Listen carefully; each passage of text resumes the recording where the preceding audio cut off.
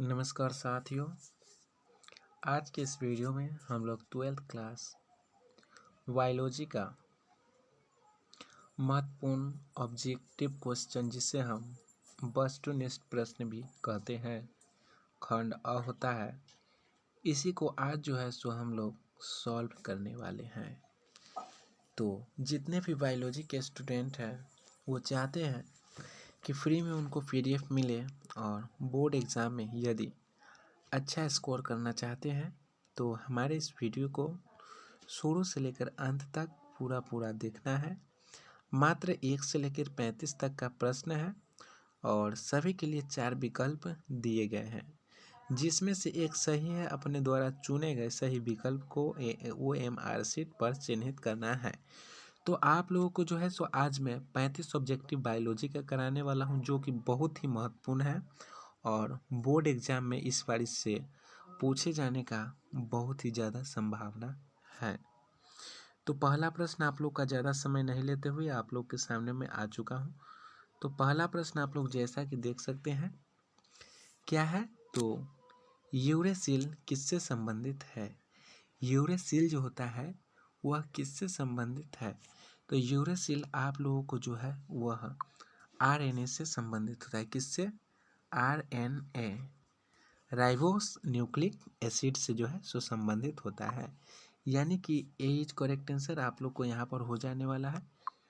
उसके बाद यदि दूसरे प्रश्न की बात करें तो दूसरा प्रश्न आप लोग देख सकते हैं, चरम समुदाय किस क्षेत्र में पाया जाता है। चरम जो है सो एक प्रकार का समुदाय है, जैसे हम मनुष्यों का भी एक समुदाय है, इसी प्रकार चरम समुदाय किस क्षेत्र में पाया जाता है। तो चरम समुदाय जो है वह संतुलित क्षेत्र में पाया जाता है। देखिए, चरम समुदाय, इसको याद करने का तरीका है समुदाय, स से समुदाय और स से संतुलित। म में हर्षुकार है और तू में भी हर्षुकार है, तो इसको इस प्रकार से आप लोग याद कर सकते हैं। जहाँ आप लोग को ऑप्शन में रहे आप लोग को संतुलित क्षेत्र पर क्लिक कर देना है। वहीं यदि तीसरे प्रश्न की बात करें तो तीसरा प्रश्न आप लोग देख सकते हैं, DNA सांचे पर RNA के निर्माण को क्या कहते हैं। तो DNA के सांचे पर RNA के निर्माण को ट्रांसक्रिप्शन कहते हैं। क्या? ट्रांसक्रिप्शन कहते हैं। बी इज करेक्ट आंसर हो जाएगा। और आप लोग को कमेंट में भी इसका आंसर आप लोग को बताना है।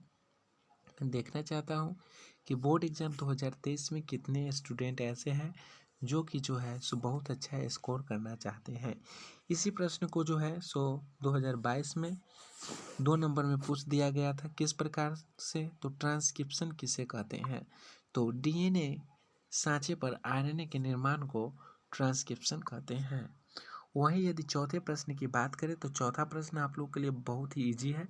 चौथा प्रश्न आप लोग यदि बायोलॉजी के स्टूडेंट है, बायोलॉजी का अच्छी तरह से अध्ययन किए हैं, तो आप लोग सो ऑप्शन देखते ही जो है सो आप लोग टिक लगा दीजिएगा।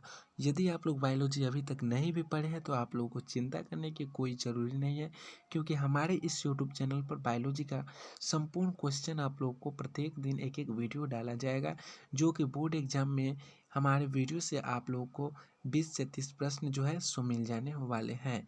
तो गर्भाशय किससे संबंधित होता है। तो देखिए, इस प्रश्न को समझने के लिए ज़्यादा दिमाग नहीं लगाना है। गर्भाशय यानी कि जिसमें शिशु पलता है, यानी कि जिसमें बच्चा पलता है। तो देखिए, बच्चा स्त्री में ही जो है सो पलता है, पोषण होता है उसका।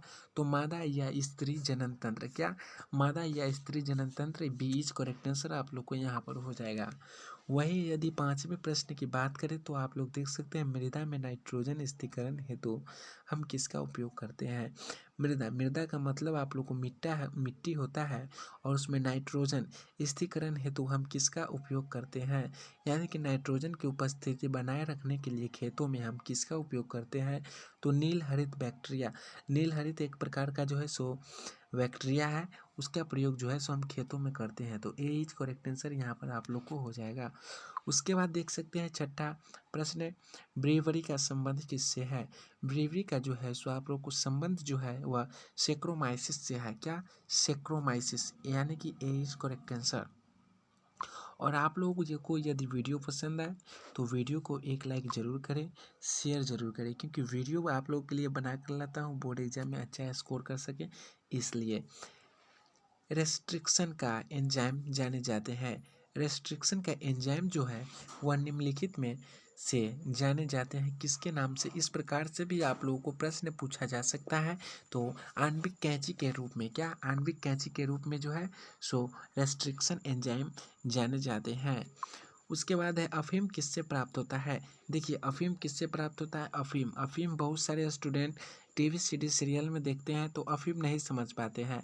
तो अफीम जो होता है सो एक प्रकार का नशीला पदार्थ होता है जिसका सेवन करने से मनुष्य को नशा हो जाता है। और जो है सो जानते हैं नशा करने के बाद लोग जो है सो अपना होश आवास खो देते थे, इसलिए आप लोग को नशा नहीं करना है। तो अफीम जो है सो पापावर सोमनीफेरस से प्राप्त होता है। किससे। पापावर सोमनीफेरस से प्राप्त होता है।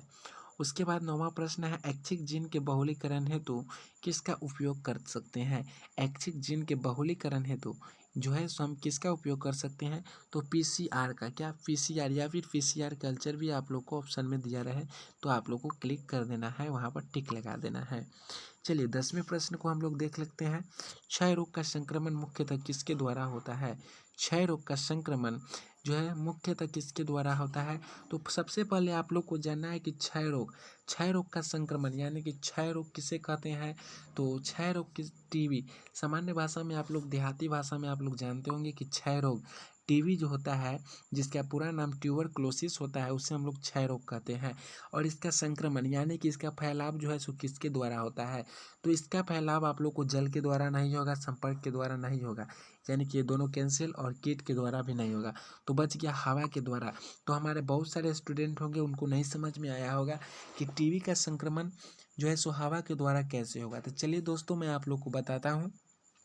ट्यूबरक्लोसिस का जो संक्रमण होता है वो क्षय रोग, जानते हैं आप लोग को देहात में किसी को यदि टीबी का बीमारी हो जाता है यानी कि संक्रमण हो जाता है तो आप लोग के माता पिता जरूर कहते होंगे कि देखिए ओकरा टीबी होले, ओकरा भीड़ में न जाइए।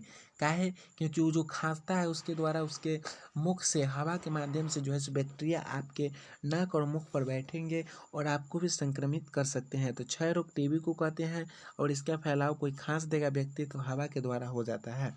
उसके बाद आप लोग देखिए पीसी कल्चर यानी कि मत्स्य पालन किससे संबंधित है। पीसी कल्चर यानी कि मत्स्य पालन किससे संबंधित आप लोगों को है। तो मछली पालन किससे संबंधित हो सकता है। जलीय पौधे से, जलीय जंतु से, रेशम के कीट से या फिर लाह के कीट से। तो मत्स्य पालन यानी कि पीसी कल्चर जो है वो आप लोगों को किससे संबंधित हो सकता है। तो जलीय जंतु से। देखिए जल में जो जंतु होगा, तो जल में जंतु बहुत सारे हैं, अधिकतर क्या होते हैं तो मछलियाँ होते हैं। तो जलीय जंतु जो है से संबंधित है पीसी कल्चर अर्थात मत्स्य पालन।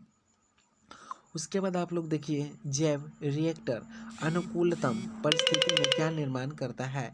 जैव रिएक्टर अनुकूलतम परिस्थिति में जो है सो ऐसे क्या है जिसका निर्माण करते हैं। तो उत्पादक, जीव, माध्यम और इनमें सभी। तो इसका करेक्ट आंसर आप लोग को जो है सो डी हो जाने वाला है। डी इज पूरा करेक्ट आंसर आप लोग को हो जाएगा। उसके बाद चलिए 13वां प्रश्न की ओर आ गए हैं। और वीडियो को अभी तक यदि आप लोगों ने लाइक नहीं किया है तो लाइक ज़रूर कर दें और शेयर अपने साथियों के साथ ज़रूर कर दें। 13वां प्रश्न, बाहरी डीएनए को मेजबान कोशिका में लाने हेतु किसका प्रयोग कर सकते हैं।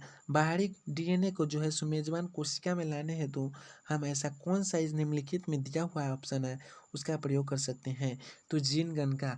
जीन गन अर्थात जीन तो आप लोग समझ गए होंगे शरीर की जो है सो एक कोशिका होती है जीन। अब गन, गन का मतलब जीनों का झुंड हो गया, उसको हम जीन गन भी कहते हैं। आप लोग देख सकते हो। उसके बाद किसी खास समय एवं स्थान में किसी खास आबादी में मृत्यु की संख्या को क्या कहते हैं। तो इस प्रश्न को याद करना बहुत ही भारी आप लोगों के लिए नहीं है। मॉर्टेलिटी, देखिए मृत्यु, मृत्यु यहाँ पर पूछा म से पूछ रहा है और इसमें मॉर्टेलिटी, मॉर्टेलिटी यानी कि जो है सो मृत्यु भी आप लोग को समझ लीजिए। तो इसका B is correct answer, answer आप लोग को यहाँ पर करेक्ट हो जाएगा। चलिए अब हम लोग नेक्स्ट प्रश्न की ओर चलते हैं। और आप में से बहुत सारे साथी अभी तक नहीं जुड़ पाए हैं तो जल्द से जल्द जुड़ जाइए। तो 15 में हमारा प्रश्न है कुछ रोग को शीघ्र एवं सही पहचान हेतु हम किसका प्रयोग कर सकते हैं। कुछ ऐसे रोग हैं जिनकी शीघ्र पहचान हेतु और उसके रोग को उपाय तुरंत करने के लिए जो है ठीक करने के लिए हम किसका प्रयोग करते हैं। तो एलाइजा यानी कि एलाइजा का प्रयोग हम लोग करते हैं। क्या, ELISA, एलाइजा का प्रयोग करते हैं। 16 में है परिपक्व शुक्राणु के शीर्ष पर एक टोपी नुमा संरचना पाई जाती है, उसे क्या कहते हैं? तो उसे जो है सो हम लोग एक्रोसोम कहते हैं। क्या? एक्रोसोम इज करेक्ट आंसर होगा आप लोग को एक्रोसोम। शुक्राणु आप लोग को इस प्रकार से रहता है उसमें ऐसे करके इस पूंछ निकला रहता है और इस भाग यहाँ पर कुछ रहता है, इसको जो है सो हम क्या कहते हैं? तो इसको एक्रोसोम कहते हैं। क्या? एक्रोसोम कहते हैं। एक्रोसोम इज करेक्ट आंसर आप लोग को हो जाने वाला है। आप लोग यदि वीडियो पर अपना प्यार दिखाते हैं तो मैं आप लोग के लिए लाइव आऊँगा और लाइव आप लोग को बोर्ड पर शुक्राणु से संबंधित सभी प्रकार का जो है सो जानकारी दे दूंगा। स्त्री दल चक्र पुष्पों में बना होता है। स्त्री दल चक्र जो है सो पुष्पों में किसके द्वारा बना होता है? तो स्टिग्मा, स्टाइल, ओवरी, इनमें सभी। और देखिए बायोलॉजी का एक जो है सो बहुत ही महत्वपूर्ण जानकारी आप लोग को देने वाला हूँ कि बायोलॉजी में आप लोग को यदि इनमें सभी रहे तो 95% आप लोग को इनमें सभी वाला जो है सो ऑप्शन सही रहता है, सिर्फ बायोलॉजी के लिए और अन्य विषय में नहीं। लेकिन बायोलॉजी में यदि इनमें सभी रहे तो और यदि आपको आंसर पता नहीं हो तो आप लोग को इनमें सभी वाला पर जो है सो क्लिक कर देना है, क्योंकि इनमें सभी जो रहता है वही आप लोग को सही होगा। ईस्ट में प्रजनन मुख्यतः किसके माध्यम से होता है? ईस्ट में प्रजनन मुख्यतः किसके माध्यम से होता है? तो ये आप लोग 10th क्लास में भी पढ़े हैं, 12th क्लास में भी पढ़े हैं। तो ईस्ट में जो प्रजनन होता है मुख्यतः मुकुलन के माध्यम से होता है। उसके बाद है 19 में ताइचुंग इनमें किस किस्म है? ताइचुंग जो है सो इनमें किसकी किस्म है? तो ताइचुंग जो है सो ये धान की किस्म है। धान की किस्म जो है सो आप लोग को किसका? धान की किस्म ताइचुंग है।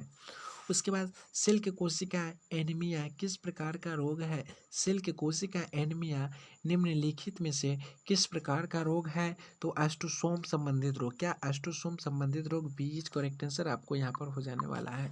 तो चलिए हम लोग 21 नंबर प्रश्न की ओर आ गए हैं और देख सकते हैं क्राई क्राई IAB किससे संबंधित है? क्राई IAB किससे संबंधित है? तो क्राई IAB जो है सो आप लोग को संबंधित है, वो आप लोग को जो है सो कौन छेदक को देखिए कौन छेदक को जो है सो नियंत्रित करता है। क्या नियंत्रित करता है? 22 नंबर प्रश्न है जल धारण क्षमता इनमें किसका गुण है? इनमें जो ऐसा कौन है जो जल को अपने आप में धारण कर लेता है? तो यह प्रश्न बहुत ही आसान है। जल को धारण करने वाला कौन है?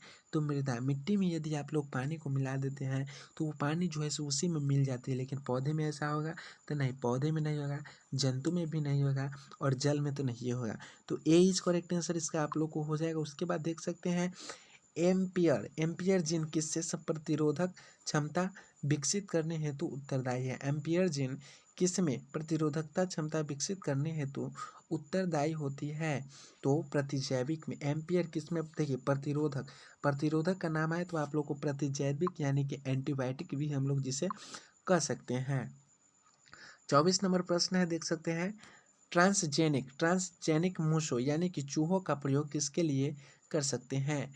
चूहों का प्रयोग हम लोग किसके लिए कर सकते हैं? तो वैक्सीन की सुरक्षात्मक जांच के लिए।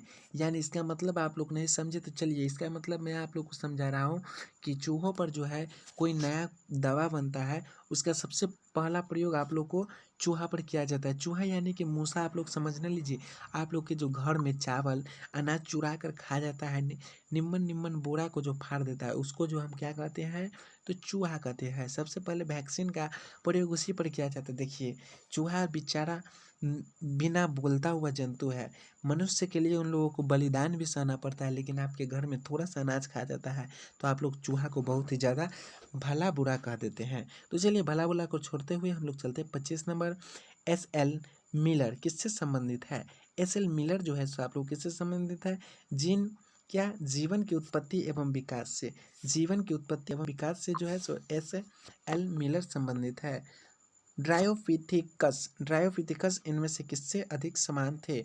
ड्रायोफिथिकस इनमें किसके अधिक जो है सो समान थे? तो ये जो है सो एक जंतु तो किसके समान तो एप माने क्या होता है? APE एप माने आप लोग को लंगूर हो जाता है। तो लंगूर के समान थे। किसके समान थे?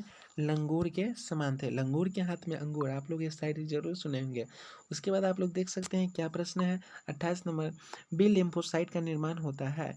क्या? बी लिम्फोसाइट का निर्माण कहाँ होता है या फिर होता है? ऐसे भी आप लोग को डैश दिया रहे तो अस्थि मज्जा में जो है सो बी लिम्फोसाइट का आप लोग को निर्माण होता है। उसके बाद 28 नंबर प्रश्न देख सकते हैं RNAi का प्रयोग रोगाणुओं को नियंत्रित करने हेतु किस पौधे में किया जाता है? किस पौधे में जो है सो किया जाता है? ये बहुत ही वीवीआई प्रश्न है। तो तंबाकू के पौधे में किया जाता है। उसके बाद आप लोग देख सकते हैं, तो नीचे जो है सो आप लोग प्रश्न, थोड़ा सा नेटवर्क प्रॉब्लम है इसके कारण नहीं दिख रहा होगा।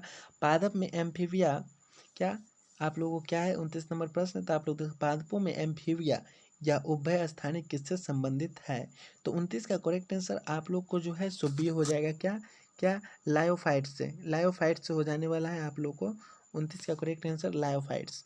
लायोफाइट्स आप लोग ध्यान से सुन लीजिए, लायोफाइट्स होगा क्या, लायोफाइट्स। यदि 30 नंबर प्रश्न की बात की जाए तो युग्मक सामान्यतः किस प्रकार के होते हैं? युग्मक जो है सो सामान्यतः किसके प्रकार के होते हैं? तो हैप्लॉइड, हैप्लॉइड के होते हैं, यानी कि एक गुणक। क्या, हैप्लॉइड एक गुणक। उसके बाद F2 संतति की बाह्य, क्या F2 संपत्ति की बाह्य क्षणी अनुपात पूर्णतः प्रभावित की स्थिति में है तो होता है। यहाँ पर कुछ अंक दिया गया है जो कि मेंडल के प्रयोग से आप लोग को बायोलॉजी के चैप्टर का।